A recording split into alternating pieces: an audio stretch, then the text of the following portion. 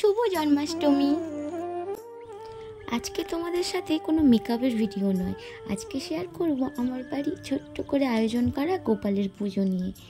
তো দেখেই বুঝতে পারছো পুজোর আয়োজন রীতিমতো শুরু হয়ে গিয়েছে। মা কি করছে, নারকেলটাকে কুড়ে নিচ্ছে। আমি না পুজোর জন্য কি কি করছে ছোট্ট ছোট্ট করে ক্লিপ নিয়েছি, সেটা ব্লগের মাধ্যমে তোমাদের দেখাবো। তোমরা দেখো আর এনজয় করো আর বলো কেমন হয়েছে।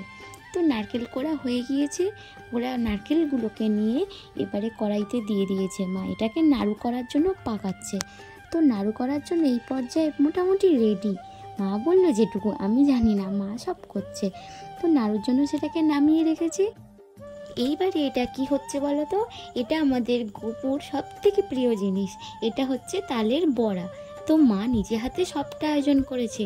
তালের বড়াটাকে দেখো কিভাবে করছে, মা এইভাবে করে। তো আস্তে আস্তে বড়াগুলো ভেজে নিতে থাকুক, তোমরা দেখো, আমিও দেখতে থাকি। কি ভাবছো, তালের বড়া করবার জন্য আবারও ব্যাটার গুলছে? না, এটা তালের অন্য একটা নতুন পদ। কি বানাবে জানি না, সেটা বানানোর জন্য এটা রেডি করছে। এটাকে না এইভাবে গুলিয়ে গুলিয়ে একটু তরল মতো গোলা তৈরি করতে হবে।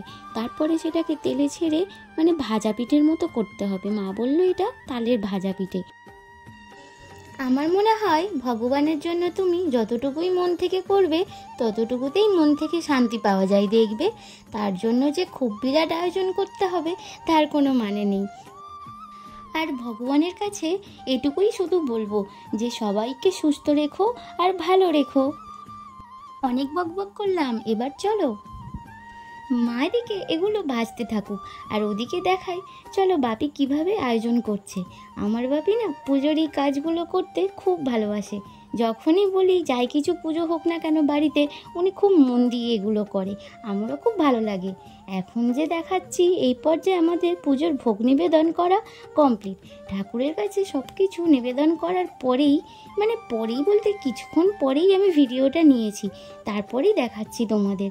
দেখো বাপি কত সুন্দর করে সাজিয়েছে, তাই না? এই যে আমাদের প্রভু জগন্নাথ। আমরা তো জন্মাষ্টমী পুজো সোমবার সন্ধেবেলা থেকে জোগাড় করে করে রাত্রিবেলা পর্যন্ত করেছি। তোমরা সোমবার করেছো না মঙ্গলবার করেছো?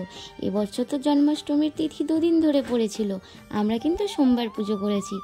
দেখো এই যে ভোগগুলো ঠাকুরকে নিবেদন করা হয়েছিল, আর এগুলো সব কিছু আমার বাপি নিজে হাতে নিবেদন করেছিল। তো আমি সেগুলো ভালো করে ভিডিও করে নিচ্ছিলাম। দেখো এখানে আমাদের ভোগ নিবেদন করা কমপ্লিট। আমরা কিন্তু ভোগ নিবেদন করে বাইরে বেরিয়ে গিয়েছিলাম, কিছুক্ষণ বন্ধ ছিল, তারপরে এসে আমি ছবিগুলো তুলেছি।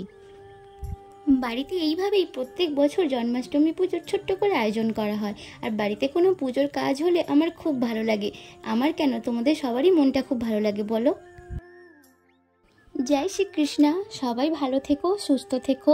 দেখা হবে আবার অন্য কোনো ভিডিওতে।